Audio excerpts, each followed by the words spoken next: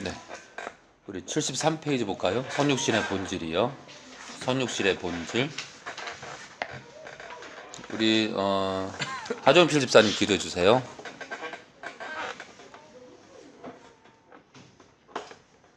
하나님 감사합니다. 오늘도 하나님 말씀 앞에 있었습니다. 말씀 앞에 우리의 모든 굳어 있는 것들이 깨어지고 낮아질 수 있도록 인도해 주시옵소서. 예수님의 이름으로 기도드립니다. 오늘은 성육신 하신 하나님을 계속 볼 텐데요. 2탄으로 성육신의 본질을 볼 건데요. 성육신 하신 주님의 어떤 주님의 그 신성과 신성의 그 가치에 대해서 폄하 발언하는 사람들 얘기가 나와요. 그러니까 인성과 육체를 입을 때 신적 그 권위를 버렸냐, 일부를 뭐 내려놨냐, 아니면 그대로 신적 어떤 그 신으로서의 가지고 계신 모든 것들 플러스 육체를 입으셨냐, 그렇지 않다라고 깎아내리는 사람들의 얘기를 이 제임스 패커가 비판하면서 결론을 내립니다. 자, 우리 호영이 읽어줘. 호영이. 성육신의 본질. 그러나 여기서 우리는 잠깐 멈추어서 앞에서 인용했던 바울 서신의 몇몇 본문들을 들어서 다른 측면을 숙고해 보아야겠다. 필립스가 모든 특권을 스스로 벗으시고 라고 번역했고, AV가 스스로 무명해지고 라고 번역한 빌립보서 2장 7절은 문자 그대로 하면 자신을 비워이다. 사람들은 의아스럽게 묻기를, 이 진술은 고린도후서 8장 9절에 예수께서 가난하게 되셨다는 진술과 함께 성육신 자체의 본질을 드러낸 것이 아니냐고 한다. 또한 그 진술은 성자께서 사람이 되심에는 성자의 신성에 어떠한 감소를 수반하였다는 것을 함축하지 않느냐고 한다. 네, 그러니까 지금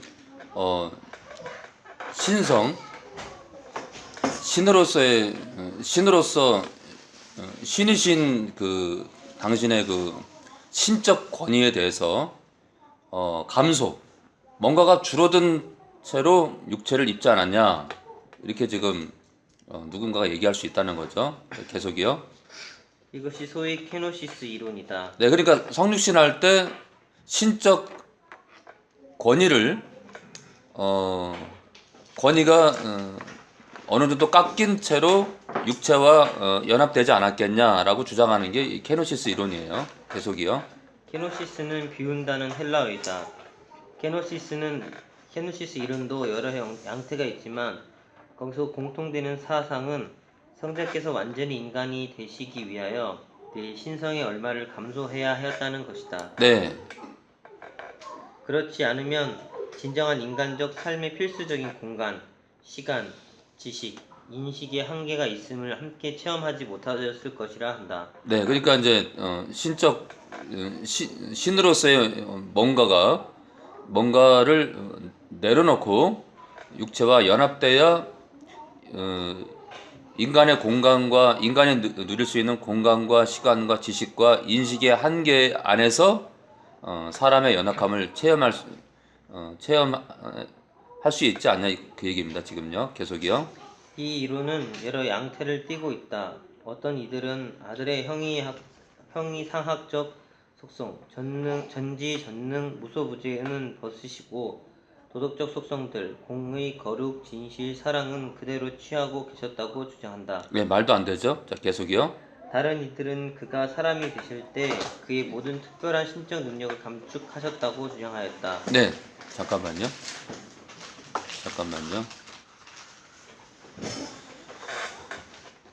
예, 막간에, 그러니까 이제 육체를 입으실 때 신으로서의 권위라든지 어떤 전능함 또는 공의, 거룩 또는 안 계신 곳이 없는 그런 창조주의 그 능력, 그 가운데 뭔가가 빠진 채로 육체와 연합되기 위해서는 사람의 그 한계성 안으로 들어오려면은 뭔가 깎인 채로 연합이 되지 않았을까? 성육신할 때요. 그렇게 깎아내리는 이론이 케노시스 이론이라는 얘기입니다. 자, 계속이요. 그의 신적 자의식은 비록 어린 시절을 통하여서 다시 얻게 되지만 그건 역시 감소하였다고 한다. 영국에서는 1889년 고 감독에 의해서 이 이론이 처음 소개되었다. 네, 감독이니까 감리교죠, 그쵸? 감리교. 감리교의 고 감독이 처음 이 얘기를 했다는 얘기입니다. 계속이요. 그는 주님께서 19세기 고등 비평주의자가 자기들은 구약의 오류에 대하여 안다고 생각하는 바를 알지 못한 이유를 그 이론으로 설명하였다. 고어의 주장은 주께서 사람이 되실 때에 그는 도덕적인 문제들에 대하여서 완전한 신적 정확무오함을 보유하고 계셨지만 그런 사건의 문제들에 대한 그의 신적 지식은 포기하셨다는 것이다. 네, 신적 지식을 포기했다. 정확무오함은 가지고 있었지만 신적 지식을 포기했다라고 지금 말도 안 되는 얘기를 고어 감독이 했다는 겁니다. 자, 계속이요. 그는 역사적 상황 체계 속에서 그 당시의 시대적인 유대 사상에 국한되셨다는 것이다. 그가 유대 사상이 모두 옳은 것이 아니라는 것을 알지 못하였기 때문에 유대 사상을 의심 없이 받아들였다는 것이다. 네, 유대 사상이 모두 옳은 것이 아니라는 걸 예수님께서 몰라서 유대 사상을 의심 없이 받아들이고 성전에 뭐 이렇게 그 절기가 되면은 성전에 올라가고 유대인하고 똑같이 유월절을 지키고 그런 유대인들의 습성을 따라서 같이 움직였다는 얘기예요. 지금 한마디로 예수님의 그 신적 권위를 지금 깎아내리고 있는 겁니다. 자, 계속이요. 그래서 주께서 구약의 진술을 축자적으로 영감되고 온전히 진실한 것으로 취급하시고 오경을 모세의 저작으로 돌리고 시편을 다윗의 저작으로 돌리신 것 등의 그런 예수님의 관점들은 고가 받아들일 수 없는 것이라 하였다. 많은 사람들이 이 점에서 고의 주장을 추종하여 그리스도의 구약 평가를 거부하는 것을 정당한 것으로 주장하였다. 네, 너무 어렵게 생각하지 마세요. 이 책이 약간 어려운 게 있으니까 어려운 건 넘어가겠습니다. 자, 우리 74페이지 두 번째 단락 그러나입니다. 그러나. 자, 계속이요. 그러나 케노시스 이론은 견디지 못할 것이다. 네, 무의미하다는 거예요. 케노시스 이론은 그러니까 육체를 입으실 때 신적 어떤 특성을 신적 특성이 줄어든 채로 육체를 입었다라는 그런 이론은 오래 못 갈 거란 얘기입니다. 계속이요. 왜냐하면 무엇보다도 이 이론은 그것을 뒷받침하기 위하여 인용된 본문들이 최소한의 지지도 제공치 못하는 사색에 불과하기 때문이다. 바울이 성자를 자신을 비워 가난하게 될 자로 말할 때 그의 심중에 있던 바는 각 경우 문맥이 보여주는 것처럼 신적 권능과 속성들의 사양이 아니었다. 신적 어미와 영광 즉 주님의 대제사장적 기도에서 말씀하신 바와 같이 창세전에 아버지와 가졌던 영광을 사양하셨음을 말하는 것이었다. 빌립보서 2장 7절에 대한 필립스와 흠정엽의 번역은 바울의 의미를 바르게 해석한 것이다. 네, 지금 두 번째 단락 세 번째 줄에 바울이 성자를 예수님을 자신을 비어 가난하게 될 자로 말할 때 이게 무능력하고 그러니까 신적 권능을 내려놨기 때문에 이렇게 가난하게 되고 어떤 신적 특성을 버렸기 때문에 가난하게 된 게 아니라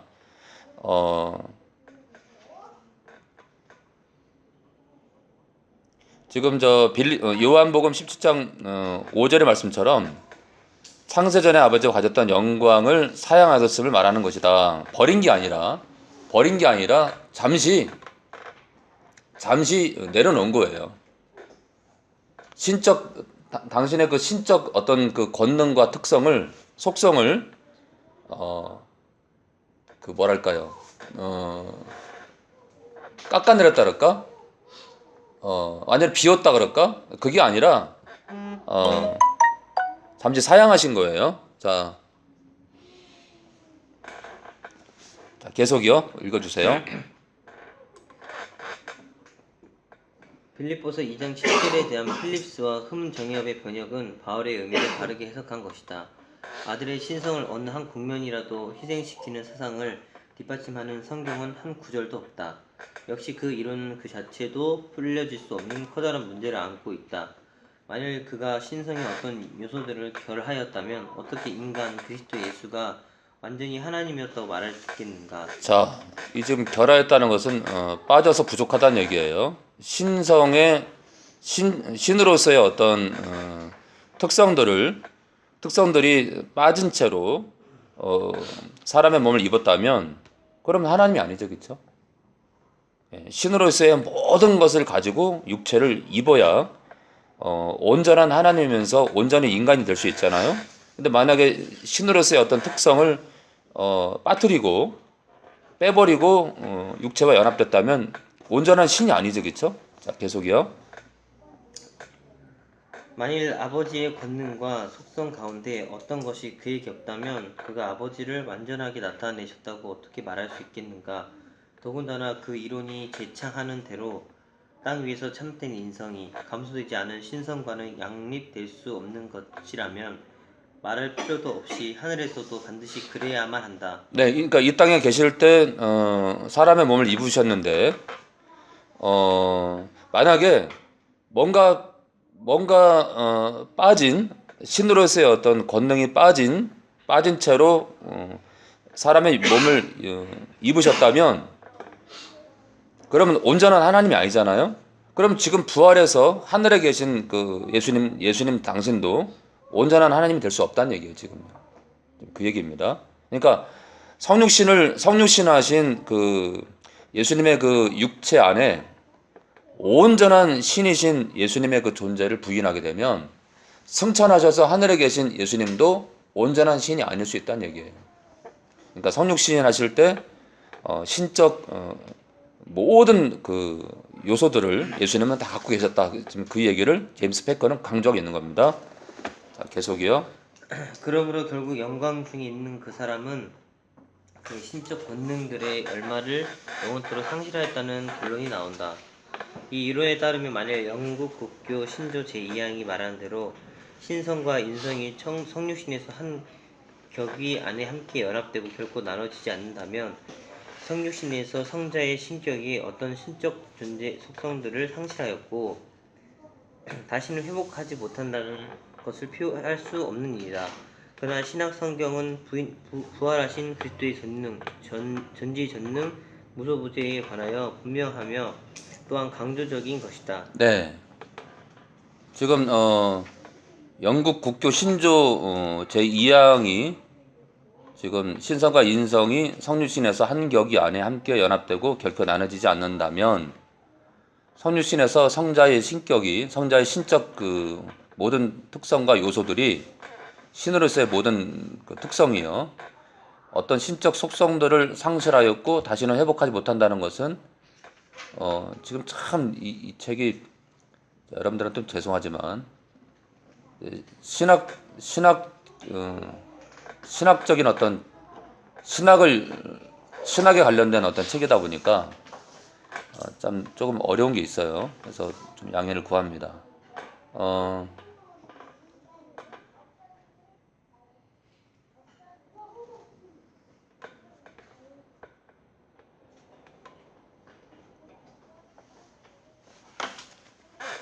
그러니까 지금 저 영국교회 신조 제2항이 이 성육신에서 한 격이 안에 함께 연합되고 신성과 인성이 하나가 될 때요.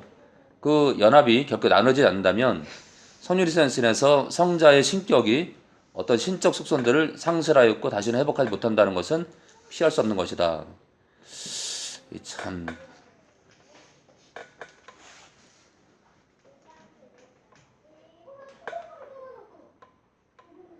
네.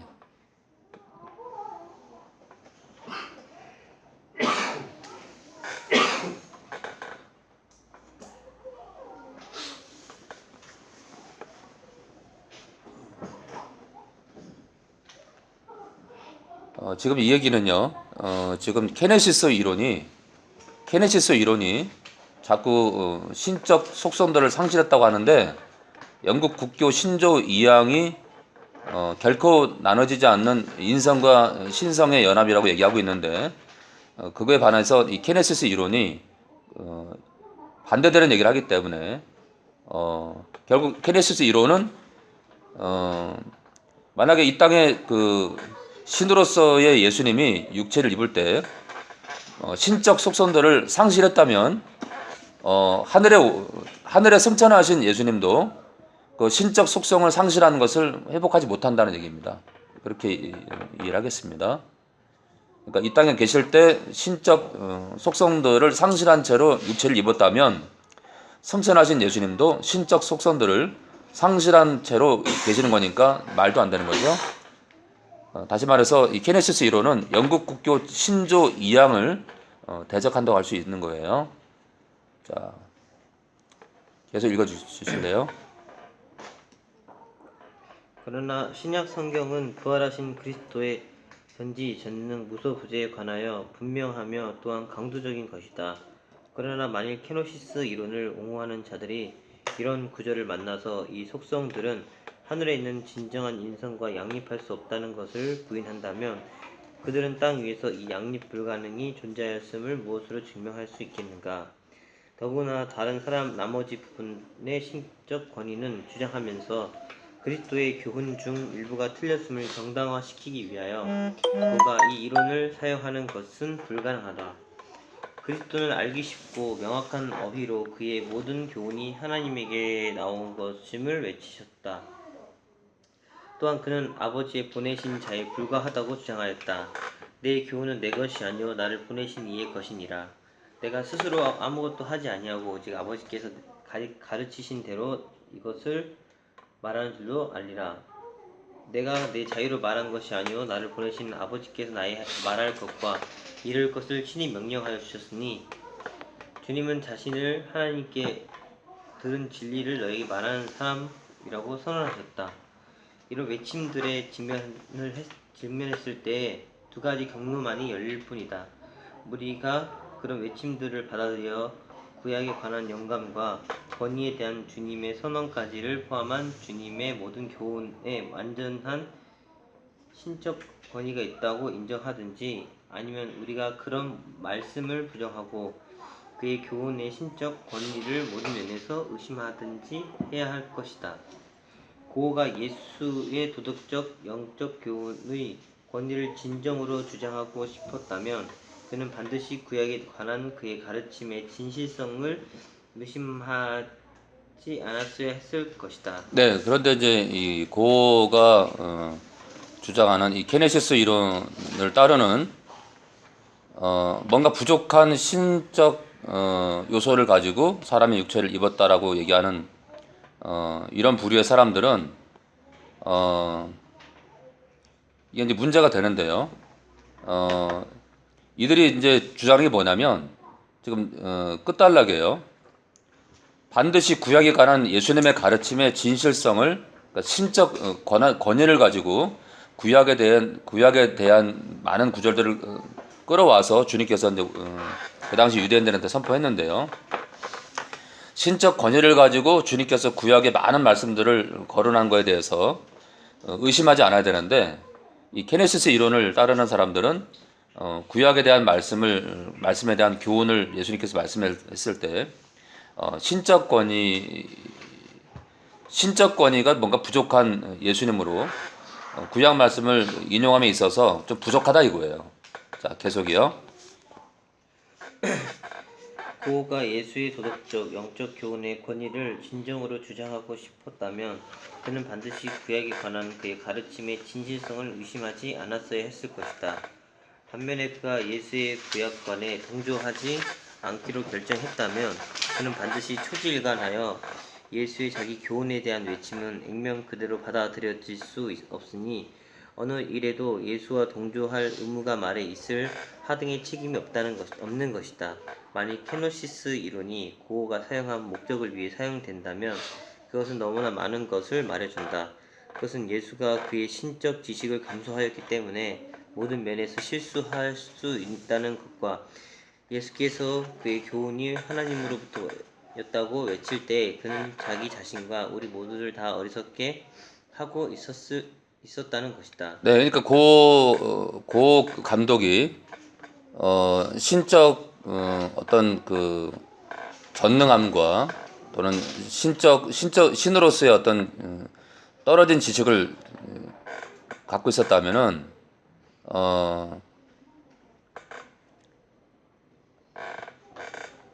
갖고 있었기 때문에 구약 말씀을 인용하며 선포할 때 부족했다는 얘기를 지금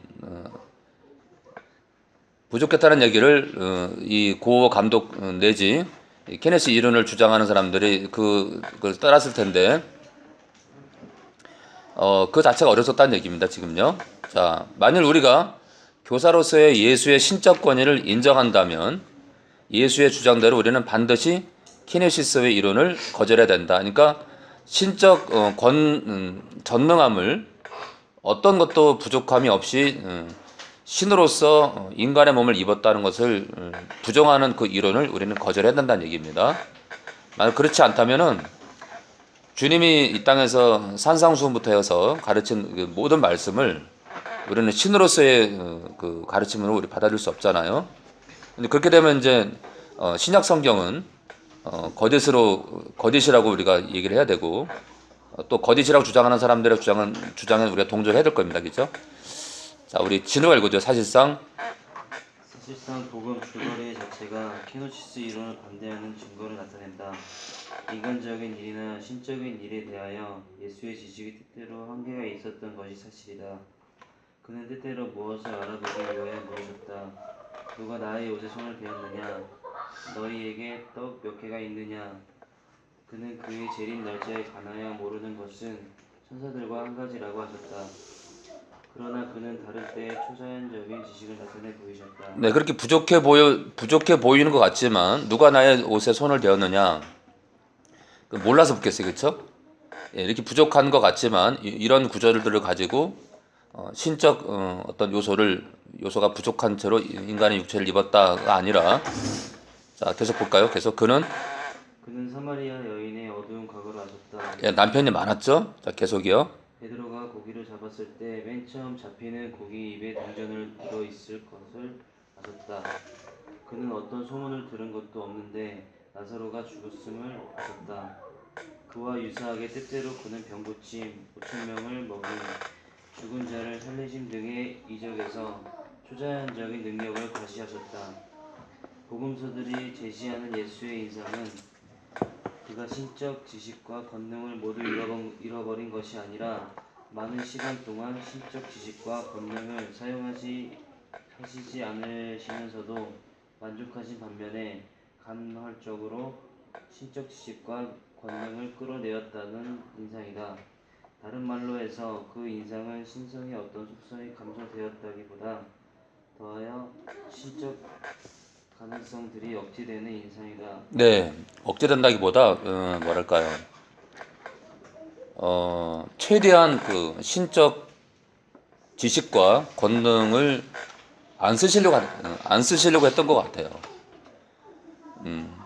왜냐면요, 아까도 누가 나의 옷에 손을 대었느냐 라고 이런 말씀들을 안 하시면요, 신으로서의 너무 전능하고 너무 뛰어나고 너무 고차원적이만 얘기하시면은 대화가 안 되잖아요.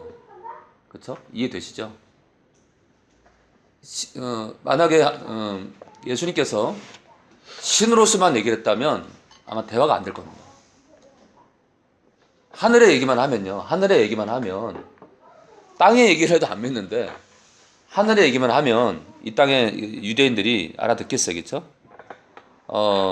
네, 그러다 보니까 이 땅의 그 유대인들하고의 그 키 높이를 맞추기 위해서 예수님께서는 뭐랄까요, 신적 지식과 신으로서의 어떤 전능한 그 지식과 그 능력을 최대한 낮춰서 사람의 눈높이로 대화하기 위해서 당신의 말투도 그렇고 대화 내용도 그렇고 최대한 억제되는 자신의 그 능력을 억제시키면서 우리 곁에 계시지 않았을까 생각이 듭니다. 유대인들 곁에요. 자, 그러니까 감소된 게 아니라 최대한 줄이고 또 줄이는 그런 모습이었을 것 같아요. 자, 계속이요. 우리는 이 억지를 어떻게 설명해야겠는가? 특별히 요한복음이 아주 많이 강조한 진리의 차원에서 볼 때 분명한 것은 아들이 아버지의 뜻에 완전히 복종하신 것을 뜻하는 것이다. 하나님에 대하여 계시된 신비의 부분은 삼위의 관계가 상호 각각 긴밀하게 관계를 맺고 있다는 것이다. 네, 어저께도 제가 설교했는데 신비의 부분은 하나님에 대하여 계시된 예수님을 통해서죠. 신비스러운 그 부분은 삼위, 성부와 성자와 성령의 각 위가 성부와 성자와 성령 그 각 존재가 상호 각각 긴밀하게 관계를 맺고 있다는 것이다. 아버지와 그의 아들과 그의 영이라는 거죠. 계속이요. 복음서들 가운데 나타난 아들은 독립적인 신격이 아니시고 네, 그러니까 성부와 성령과 완전히 따로 국밥처럼 따로 존재하는 홀로서기의 신이 아니고 온전히 아버지께서 명령하시는 대로만 생각하시고 행동하신 의존적인 신격으로 나타난다. 네, 그러다 보니까 이거 신이 아닌가? 피조물인가? 그렇게 오해할 수도 있죠. 계속이요. 아들이 아무것도 스스로 할 수 없나니 내가 아무것도 스스로 할 수 없노라. 내가 하늘로서 내려온 것은 내 뜻을 행하려 함이 아니요 내가 아무것도 스스로 하지 않노니 내가 항상 그의 기뻐하시는 일을 행함으로. 네, 그러니까 지금 요한복음 5장 19절부터 요한복음 8장 28절의 요 구조들을 보면 예수님이 꼭 피조물 같겠죠, 피조물. 그리고 아버지 하나님이 뭔가 더 뛰어나시고, 그렇죠? 아버지 하나님이 훨씬 높으신 분 같고 그렇게 오해할 수 있는데 이것은 어떤 신적 속성이 감소됐다기보다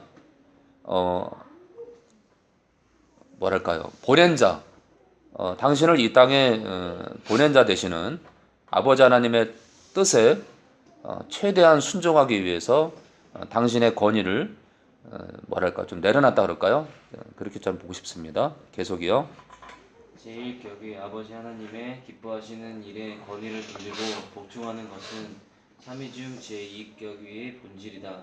네, 제2격을 아들 예수님으로 얘기합니다. 그래서 주님은 자신을 아들이라고 선언하셨고 제1격이를 자기 아버지라고 선언하셨던 것이다. 비록 영원한 권능 영광에서 아버지의 동일하시지만 네, 분명히 동일합니다. 예수님은 분명히 영원함과 신적 권능과 신으로서의 모든 피조물에게서 받아야 될 그 영광이 동일합니다. 자, 계속이요. 아들의 본분을 행사하는 것이 그에겐 자연스럽고 그의 아버지의 뜻을 행하시는 데 모든 기쁨을 발견하시는 것은 자연스러운 일이다. 마치 그것은 하나님의 일들을 계획하고 주도하는 것이 제1격이에게 자연스럽고 아버지와 아들로부터 발출하시어서 아버지와 아들이 연합된 뜻을 준행하는 것이 제3격이 성령에게 자연스러운 것과 같다. 네. 그래서 땅에 계실 동안 신인이니까 이제 사람이 된 신이죠. 자, 계속이요. 아버지께 대한 복종은 성육신에 의하여 발생된 새로운 관계가 아니라 하늘에서 성자와 성부 사이의 영원한 관계가 시간 속에서 계속되어 나가는 것이다. 네, 그러니까 육체를 입었기 때문에 뭔가 부족하고 뭔가 좀 덜 떨어지고 하늘에서의 어떤 하늘의 아버지와 함께 계실 때 신적 권능과 신적 지식이 뭔가 감소된 게 아니라 여전히 아버지 곁에 있을 때에도 신으로서의 권능과 지식과 모든 전능함이 이 땅에서 육체를 입으실 때도 똑같이 똑같고요. 하늘에서도 아버지와 아들의 관계였고 육체를 입었을 때도 아버지와 아들의 관계라는 얘기입니다. 계속 그 관계가 영원한 관계가 아버지와 아들이라는 그 관계가 영원한 시간 속에서 영원히 그 관계가 계속되고 있다는 얘기예요. 자, 계속이요. 하늘에서와 같이 땅에서도 아들은 전적으로 아버지의 뜻에 의존하였다. 그러나 만일 그렇다면 모든 것이 설명된다. 신인 그가 독립적으로 행하였던 그 이상을 독립적으로 알지 못하셨다. 마치 어떤 것들이 아버지 뜻이 아니기 때문에 하실 수 있으셨던 모든 것을 행하시지 않은 것과 같이 그는 그가 하실 수 있었던 모든 것을 의식적으로 모르셨다.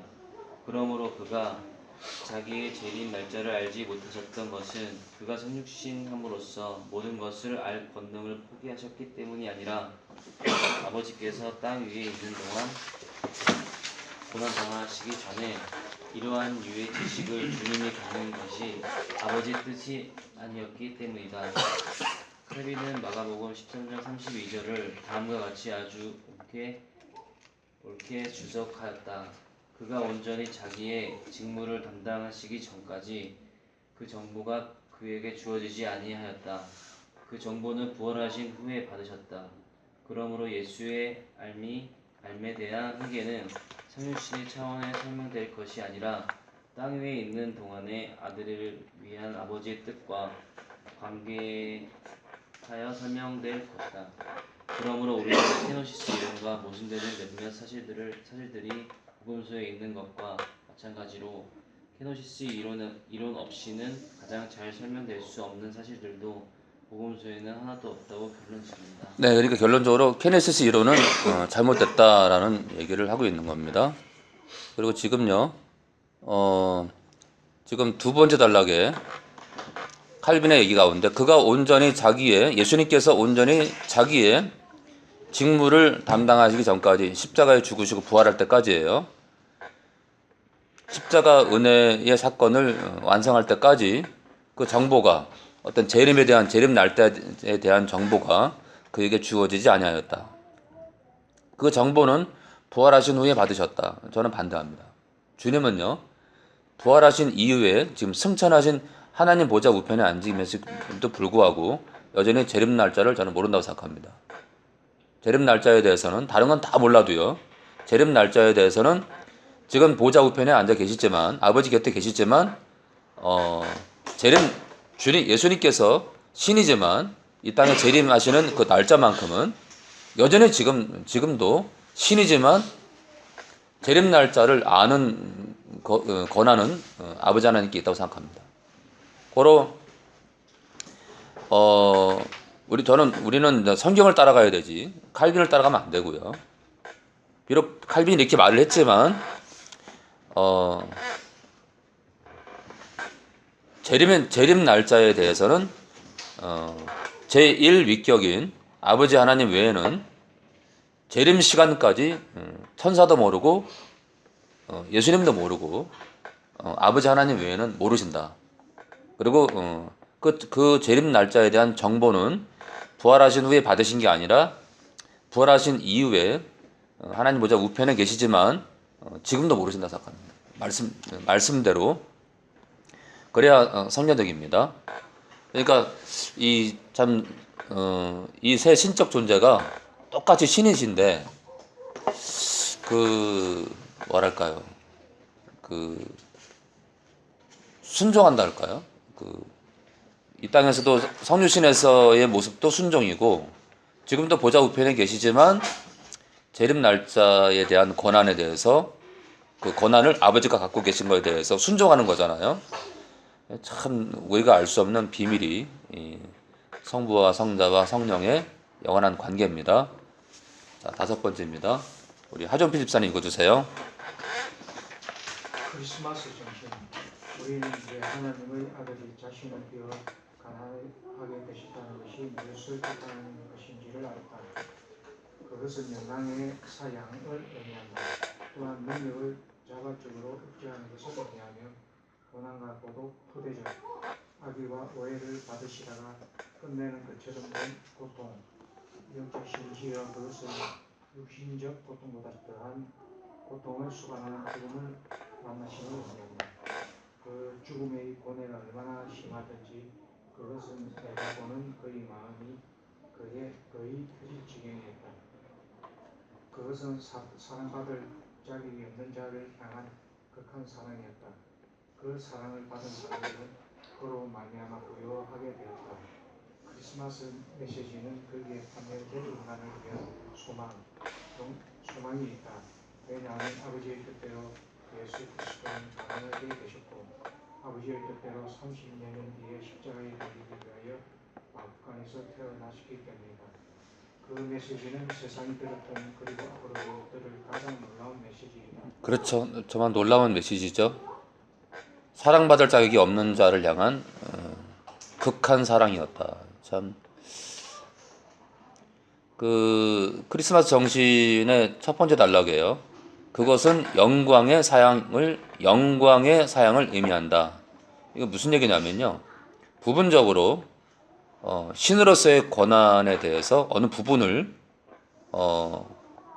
잠시 내려놓은 겁니다. 뭐 감소가 된 게 아니라 당신이 기꺼이 아버지의 뜻에 따라서 신으로서의 어떤 특성들을 내려놓으신 거예요.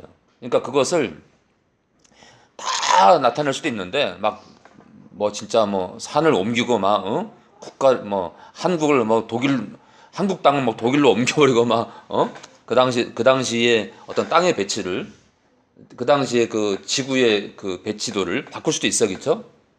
근데 이제 뭐랄까요, 그 우리한테 믿음을 요구하시기 때문에 우리에게 믿음을 요구하기 위해서 최소한의 신적 권능을 나타내셨다고 생각합니다. 그러니까 억제죠, 억제. 우리의 눈높이와 우리에게 진짜 믿음을 요구하셨기 때문에 신으로서의 어떤 권능을 다 하는 게 아니라 하나님의 계획 가운데 신으로서의 특성을 억제하면서 이 땅에 유대인들 곁에 계셨던 것 같아요. 그러니까 참 얼마나 속이 아팠겠어겠죠. 뭐 신으로서 할 수 있는 모든 것을 행했다면 누가 예수님을 버리겠어겠죠. 그리고 누가 예수님을 신으로 안 보겠어요. 그러니까 신으로서의 어떤 그 특성을 많이 내려놓는 것 자체가 하나님의 큰 계획이죠. 왜냐하면 우리를 믿음으로 부르기 위해서는 이 땅에서 신으로서 할 수 있는 모든 걸 다 행해서는 안 되잖아요. 그럼 누가 그분을 신으로 따르지 않겠어겠죠. 근데 참 아이러니하는 건 사람으로 왔다는 거예요. 사람으로. 흠모할 게 없는 사람으로 오다 보니까 그 예수님이 이제 능력도 행했지만 제한적인 능력을 행하다 보니까 우습게 여기는 거예요. 우습게 여기는 거예요. 그런 능력을 보고도 그냥 많은 대제사장들과 서기관들은 우연의 일치, 뭐 조금 능력 좀 행하네 이런 식으로 봤을 거지. 어떤 능력 있는 선지자를 봤지 신으로 보지 못했잖아요. 아마 믿음으로 우리를 부르시기 위해서 하나님의 큰 계획 가운데 신으로서의 어떤 권능의 최소한의 능력을 행하신 게 아닐까 생각합니다. 아무튼 이 영광을 신으로서의 어떤 그 영광을 내려놓으심 참 대단한 겁니다. 자, 우리 집사님 계속이요. 우리는 크리스마스 정신을 정하게 말한다. 그러나 좀처럼 가슴 동요에서 센티멘탈한 기분 돋구는 것 이상의 의미를 찾지 않는다. 그러나 이제까지 알아본 바로 그 분명히 사실 엄청난 무게의 의미를 지닌 것임을 명백히 한다. 그것은 첫 번째, 크리스마스 때에 우리를 위하여 가난하게 되셨던 그분의 좋아하는 인간적인 삶에서 최연한 작정이었음을 터득했다. 크리스마스 정신 자체가 내내 모든 그리스도인의 표시가 되어야 한다. 네, 그러니까 한마디로 십자가 사건이 그렇죠. 이 땅에 우리를 위해 죽으시려고 오신 그 한마디로 클라이막스는 십자가잖아겠죠. 주님이 이 땅에 오심은 우리의 죄를 위해 죽으시고 또 우리의 부활이 되기 위해서 오신 건데 그리고 이 크리스마스 정신 이 버림이죠. 버림. 우리를 사랑하셔서 당신의 많은 신적 그 권위를 사양하시고 내려놓으시고 사람이 됐다는 거. 그 내려놓음이라는 그것이 그리스도인들의 표지가 돼야 되는데 글쎄요. 그리고 또 한 가지요. 크리스마스 정신 지금 78페이지 두 번째 단락이에요. 많은 사람들이 자꾸 이제 12월 25일이 뭐 주님이 탄생한 날이 아닌데 왜 자꾸 우리가 그 날짜를 지키냐 그러는데 그 태양절과 뭐 날짜가 같다고요. 우연의 일치든 아니든 간에 우리가 이날을 하루를 정해놓고 주님이 이 땅에 오심을 기뻐하는 건데 너무 극단적으로 이 크리스마스를 뭐랄까요? 폄하 발언하는 거에 대해서는 저는 반대합니다. 그래서 올해도 저희는 크리스마스를 지내겠지만 그 일부의 기독교인들이 휩쓸려가는 세상 풍조에 휩쓸려가는 것처럼 크리스마스를 지내거나 하는 게 아니라 정말 주님이 우리를 살리기 위해서 오셨다는 것을 기뻐하고 또 서로 격려하고 또 우리도 비우는 그런 하루로 그날을 삼아야 될 것 같아요. 계속이요. 오늘날 그렇게 많은 그리스도인들이 우리 주님의 비유 가운데 나오는 제사장과 레위인의 정신을 가지고 이 세상을 살아나간다는 것은 우리의 수치요 우리의 본능입니다. 예, 이건 무슨 얘기냐면요. 강도 만난 자를 돕지 않던 부류가 제사장과 레위인데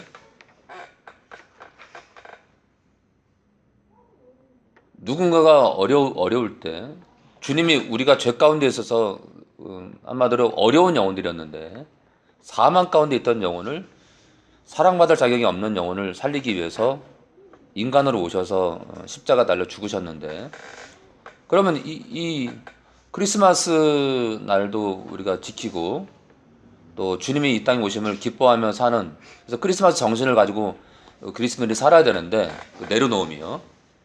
여전히 그 성경 내용 가운데 강도 만난 자를 돕지 않던 그 부류들처럼 그들의 정신을 가지고 주님의 내려놓음이라는 그 의미심장한 크리스마스 정신을 가지고 살아가는 게 아니라 제사장과 강도 만난 자를 피해갔던 이 두 부류의 사람과 똑같이 이 세상을 살아간다는 건 그런 기독교인들은 수치요 불명예라는 거예요.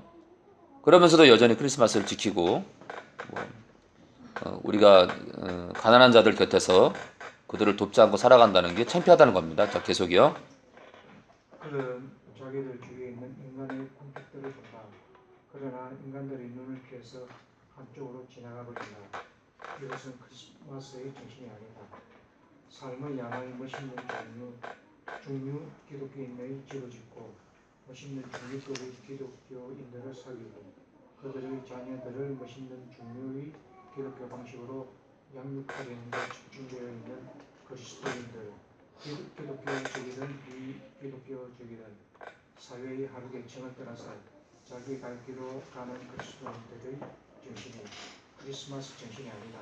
그러니까 뭐 세상 풍조에 휩쓸려서 잘 먹고 잘 살고 잘 양육받고 교육받고 잘 나가고 출세하고 하는 그런 삶을 사는 기독교인의 삶은 주님의 그 내려놓음의 정신이 아니라는 거죠.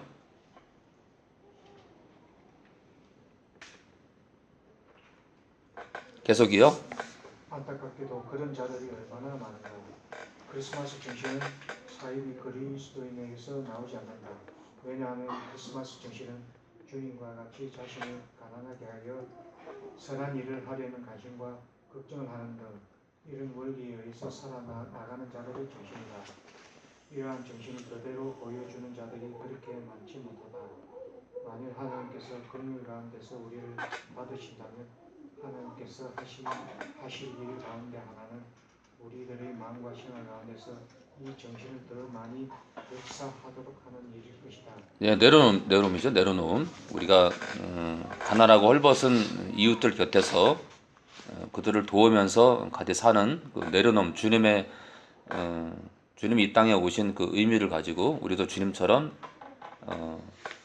신적 권능과 지식과 모든 그 많은 것들의 일부를 사용하시면서까지 우리 살리기 위해서 육체를 입으신 그 주님의 내려놓음처럼 우리도 그 길을 가야 된다는 얘기입니다. 자, 계속이요. 만약 우리가 계획적으로 우리 자신을 위하여 영적 각성을 원하한다면 우리가 밟아야 할 한 단계는 이 정신을 신작하기를 추구하는 일이다. 주 예수 그리스도의 은혜를 너희가 부유하신 자로서 너희를 위하여 가난하게 되시고 그의 가난함으로 인하여 너희로 부욕해 하려 하심이니라. 주께서 내 마음을 넓히시오면 내가 주의 계명의 길로 달려가리이다. 네, 주 예수 그리스도의 은혜를 너희가 알거니와. 은혜는 선물이죠. 죽을 수밖에 없는 우리가 사망에서 생명으로 나왔죠. 그 피값으로. 부유하신 자로서 신이신데 너희를 위하여 가난하게 되심은 신으로서의 많은 권능을 잠시 동안 내려놓으시고요. 깎인 게 아니라. 그래서 가난하게 되심은, 사람의 육체를 입으신 것은 그의 가난함을 인하여 너희로 부욕케 하려 하심이니라. 그럼에도 불구하고 우리가 부욕케 됐는데도 우리가 우리 주변의 영혼들을 무시하고 외면하고 조금 더 시간을 할애하지 않고 누가 죽든지 말든지 넘어지든지 자빠지든지 쓰러지든지 말든지 우리가 이 50명, 40~50명 되는 이 교회 내에서도 서로 무관심하게 살아간다면 이거는 주님이 이 땅에 오신 그 의미를 우리가 모른다는 거죠. 만약에 우리가 진정한 크리스마스 정신을 가지고 크리스마스를 그날을 기념하고 하는 그게 다가 아니라, 진짜 크리스마스 정신은 그날뿐만 아니라 다른 날도 마찬가지지만 우리가 또 다른 연약한 자를 위해서 우리가 시간들을 내려놓고 내 고집을 내려놓고 또 내 학식을 내려놓고, 그렇죠? 또 내 달란트를 내려놓고 심지어는 다는 아니에요. 근데 저 같은 경우는 술집에도 갈 수 있어요. 그 무슨 얘기냐면 술에 쩔어서 어떤 제 친구가 술에 쩔어서, 야, 내가 좀 이따가 죽을 건데, 내가 좀 이따 내가 그 번개탄 피우고 내가 죽을 건데, 네가 목사냐? 한번 와봐라. 너 항상 내가 부를 때 안 왔지? 근데 내가 좀 이따가 번개탄 피워서 내가 죽을 거거든? 네가 진짜 목사면 와봐. 갑니다. 왜냐면 아니 죽겠다는데. 제가 평상시면 안 갑니다. 평상시면은. 근데 어떤 그 위급한 상황에서는 간다는 거죠. 그래서 우리가 항상 그러는 건 아니지만 누군가가 비록 술집이라든지 단란주점도 똑같아. 단란주점도 예를 들어 길을 지나고 있는 단란주점에 불이 났어. 사람들이 막 대피하고 난리 났어. 저 들어갑니다. 제가 도저히 못 들어가는 상황이 아니면 지금 연기가 나고 그러면요, 모든 지혜를 동원해서 한 사람이라도 끌어내기 위해서 달려들어야지, 그쵸? 단란주점이니까 안 들어갑니까, 목사가? 사람들 동네 사람들이 제가 목사는 다 알아요. 그런데 제가 목사라는 것 때문에 단란주점 이끌어도 가면 안 돼요? 아니, 가야죠. 사람들 이목이 좀 중요한 게 아니잖아요, 그쵸? 제가 그 동네에서 유명한 사람이에요, 목사로서. 교인이 한 5만 명 돼.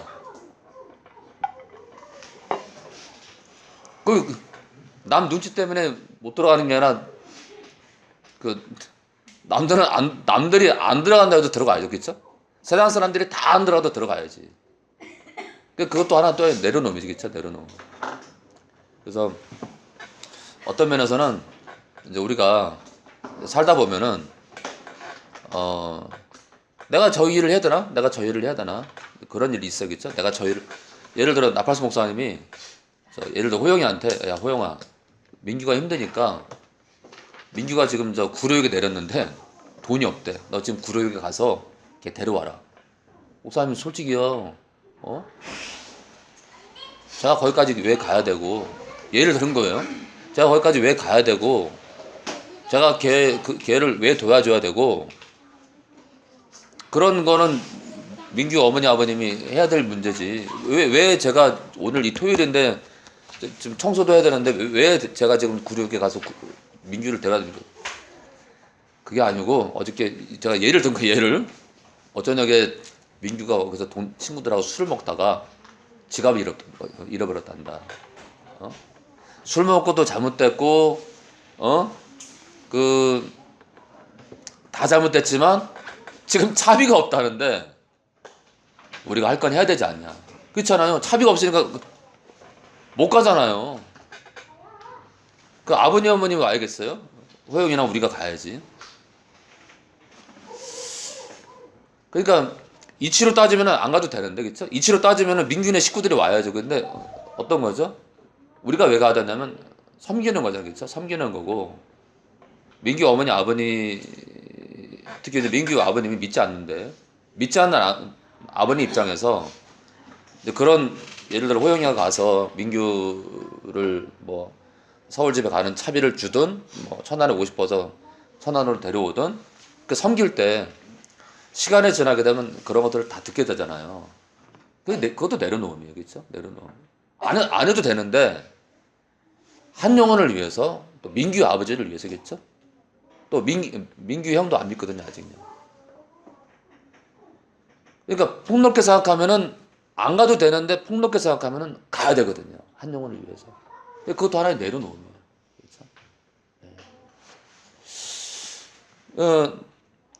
또 일례를 보면은 내가 어떤 여자를 사랑했는데 한 1년을 사귀었어요. 근데 어느 날 이 여자가 그러는 거예요. 이 사랑하는 여자가, 호영 씨, 제가 사실은 매춘부였다. 내가 몸 파는 여자였다.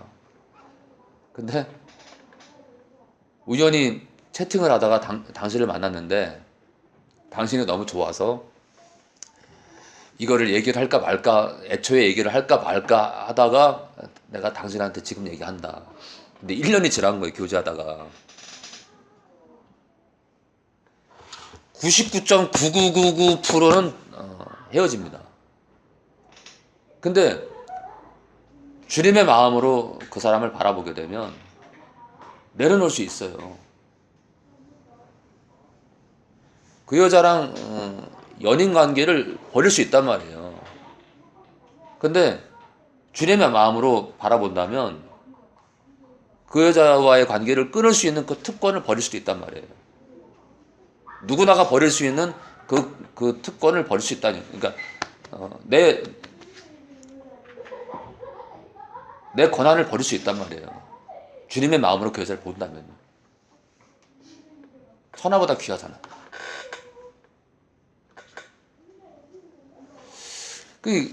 이런 특수한 경우지만 살다 보면은 우리가 내려놔야 될 일들이 참 많아요, 그렇죠? 저도 그동안 살아오면서 그때 내가 내려놨으면은 더 좋았을 걸, 이런 일 많거든요. 내가 그때 돈 10만 원을 그때 그 사람한테 줬으면, 아니면 뭐 잠실에서 어떤 사람이 제 옷을 달라고 하더라고, 그걸 줬으면, 내가 그때 이렇게 했으면.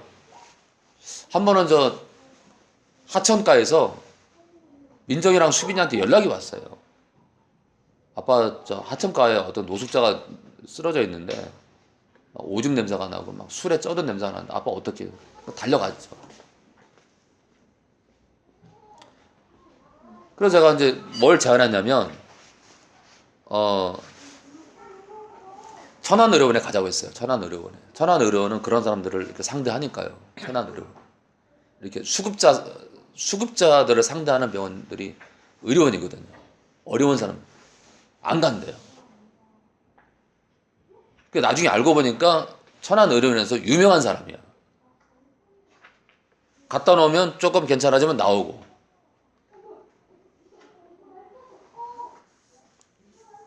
알코올 중독자예요. 이게 알코올 중독자는요, 그런 시설을 싫어합니다. 그냥 계속 먹을 수 있는 환경이 필요한 거예요, 그 사람은.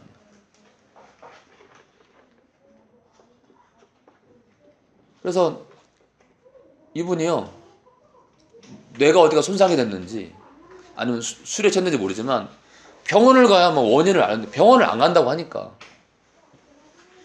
근데 막 옷은 막 술 냄새, 막 찌른 내.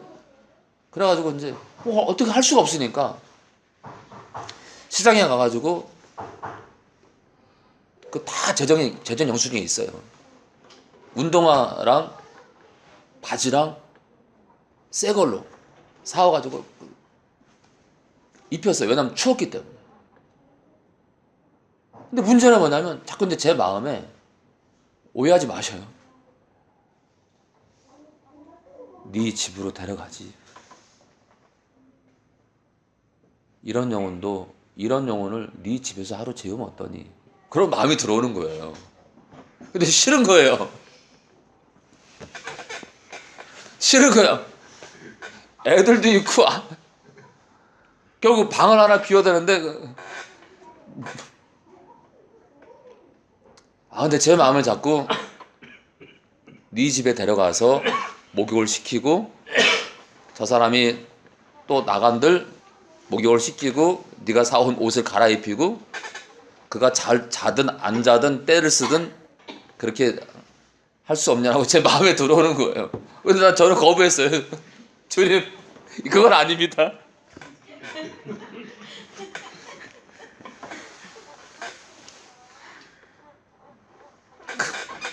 그리고 나서 국송인가? 국송인가? 잘 기억이 안 나는데요. 국송인가? 제가 국송이를 불러가지고 저 왔다 갔다 하면서 계속 보라고 했죠. 왜냐면 병원 안 간다 그러고. 근데 날이 추웠거든요. 날이 추웠는데 이제 국송이가 아침에 가더니 아직도 추운데 그 아침까지 앉아 있다는 거예요. 그래가지고 이제 또 119에도 전화했어요. 119에도 전화했더니 그 인상 차이가 이렇고 저렇고 그런 사람이죠 했더니 그렇다니까 그분은 우리가 출동해도 안 탄다는 거예요. 할도리를 다 해봤죠. 근데 마지막 할도리를 안 한 거예요. 그리고 나서 그 다음날 국송이가 어디 갔다가 아직도 계시대. 그리고 그 다음 다녔는데 이제 안 계신 거예요. 그 내 마음이. 그래서 천안의료원에 전화했더니 알려줄 수 없대. 그런 정보를 알려줄 수 없다는 거예요. 근데 아직도 제 마음에 여러분 어떻게 됐을 것 같아요? 그분이요? 돌아가시겠죠. 왜냐면 어디가 마비가 돼가지고 날이 추웠거든. 날이 영하는 아닌데 날이 추웠거든. 네?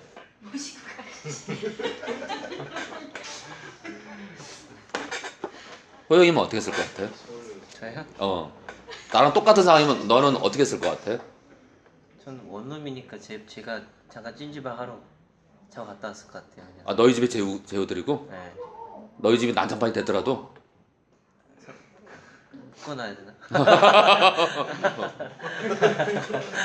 농담이고요.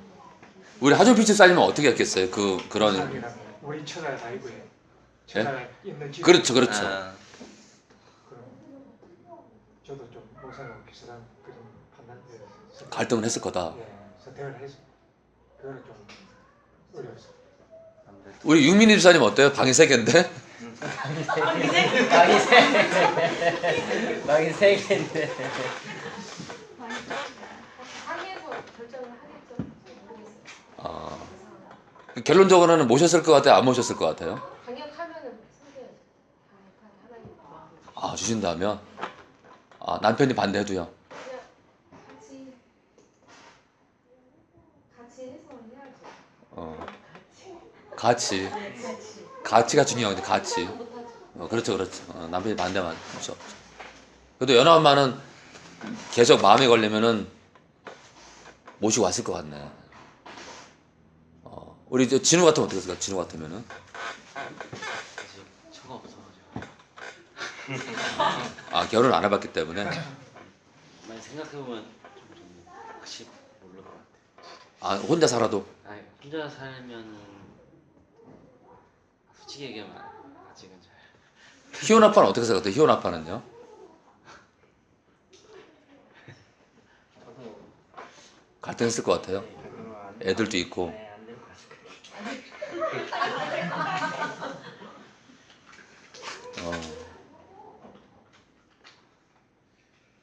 참 이게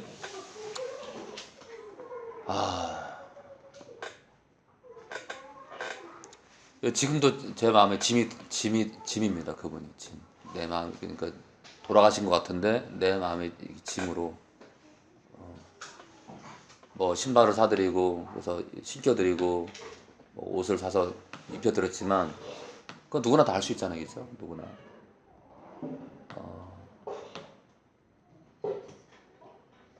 그래서 막 목마르다 그러니까 이제 콜라를 사오려 해서 이제 수빈이가 뛰어가서 콜라를 사오고 할 도리를 다 했는데도 이제 참 그게 마음에. 자, 혹시 여러분들 가운데도 내려놔야 될 상황에 내려놓지 못했던 일 때문에 마음에 짐이 된 사건이 있습니까? 우리 시영 씨 있나요? 많이 있구나. 많이 있구나.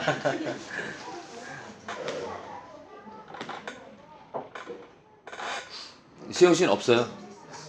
있어요. 하나 얘기해 주실래요? 그 지역 방송 끄세요. 나중에.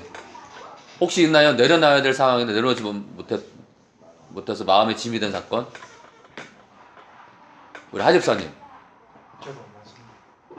근데 여기에 오픈하기 좀 그렇군요. 오픈할 수 있어요. 하나만 얘기해 주시고 마치겠습니다. 저는 뭐 또 형제 시간인데 옛날에 좀 신앙도 안 좋고 할 때 그때 뭐좀 형을 또 많이 미워하고 구박도 많이 줬습니다. 제가 형처럼 형이면 무슨 욕했나요? 좀 영적으로 지금도 안 좋습니다. 그래서 좀 구박도 많이 하고 그런 게 있었어요. 그럼 지금은 어떠세요? 지금은? 지금 구박을 안 하는데 지금 뭐 그냥 좀 서로 친해지려고 하고 뭐 물질적으로 이렇게 힘드신가요? 물질을 일을 안 한 지 오래 영적 문제가 있어요. 그럼 형수도 힘든가요? 형 결혼 안 했습니다. 예. 집이 그럼 수급자로 계신 거예요? 예. 이렇게 알코올중독 짠 아니시고요? 예, 술은 좀 이제 몸이 안 좋아가지고 안 먹습니다. 그래도 이제 이렇게 부산에 가실 때마다 들르셔서 휴지라도 음료수라도 이렇게 그러면서 이제 어느 날 이렇게 전도제를 좀 껴서 귓방망이를 때리든지 말든지. 저도 막 선우 씨도 한 얘기 줘요. 시외버스를 타러 가잖아요. 왜? 그러니까 돈이 없어서 그러니까 짐이 많은데 막 돈이 없어서 티켓을 못 끊는 거예요. 어떤 사람이요? 네, 가끔 그래요? 자주 그래요? 그냥 그때 한 번 봤는데. 그런데요. 네, 일단 내 거부터 먼저 하고 그걸 도와드려야겠다 했는데 제 거 하고 나니까 돈이 없는 거예요? 아니 안 계신 거예요 거기에. 그래서 다음에는 그분 거 먼저. 그런 분들 거 먼저 해드려야겠다. 그래. 그러다가 천안 올 차비 없으면 어떡하려고요? 근데 그때는 좀 있었어요. 나한테 저는. 전화하려고. 그렇지. 호영이한테 전하면 되지. 나한테 전화하려고 그랬어. 진우 형이랑 호영이 형 정도, 시영이 형, 그러니까 전화번호 저장해놔. 계좌번호 하나씩 그리고 보내려고. 육민 입사님 전화도 적어놓으면은 차비 없으면 보내주실 거야.